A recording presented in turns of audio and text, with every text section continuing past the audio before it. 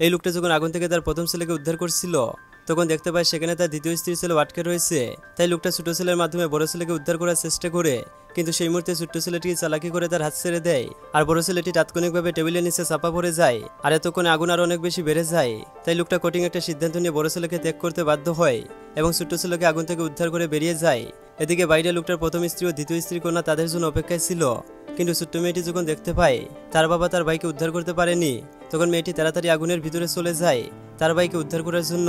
আর ভিতরে গিয়ে দেখতে পায় তার ভাই টেবিলের নিচে আটকে রয়েছে, কিন্তু ঠিক তখনই উপর থেকে আগুনের এক টুকরো ছেলেটির উপরে পড়তে যাচ্ছিল, কিন্তু মেয়েটি তার জীবনের ঝুঁকি নিয়ে তার ভাইকে রক্ষা করে নেয়।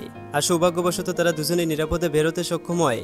কিন্তু তাদের পিতা ও নতুন মা তাদের দেখে আতঙ্কিত হয়ে যায় এবং পরের মুহূর্তে নতুন মা রেখে ছোট্ট মেয়েটিকে সে চোর মেরে বসেন এবং চিৎকার করে বলেন, রাতের বেলা বাড়িতে না গিয়ে এখানে ভূতের মতো বসে আছে কেন?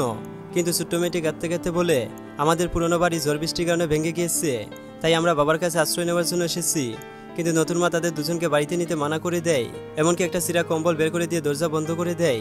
এরপর ছোট্ট মেয়েটি তার ভাইয়ের জন্য টাকার ব্যবস্থা করতে শুরু করে আর তার ভাইকে সতর্ক করে বলে, ভালো করে পড়াশোনা করবে, যেন এখন যারা আমাদের অবমূল্যায়ন করে যাচ্ছে ভবিষ্যতে যেন আমাদের দেখে তাদের আফসোস করতে হয়। তারপর একদিন দেখা যায় তাদের নতুন মার ছেলে স্কুল থেকে এসে জানায়, মা আমি স্কুলের পরীক্ষায় প্রথম নাম্বার অর্জন করেছি। কিন্তু বোন যখন জানতে পারে তার ছোট ভাই পরীক্ষায় পাশ করতে পারেনি তখন মেয়েটি রেগে একটা লাঠি নিয়ে ভাইকে মারতে শুরু করে। কিন্তু তারপর ছেলেটা অসহায়ভাবে বলে, আসলে আমি স্কুলের পরীক্ষায় প্রথম এসেছিলাম, কিন্তু আমি আমার নতুন মার ছেলের সাথে আমার ফলাফল পরিবর্তন করেছিলাম যাতে আমি তোমার জন্য কিছু মাংস কিনে আনতে পারি। ছোট ভাইয়ের মুখ থেকে এমন কথা শুনে মেয়েটি অনেক কষ্ট পায়।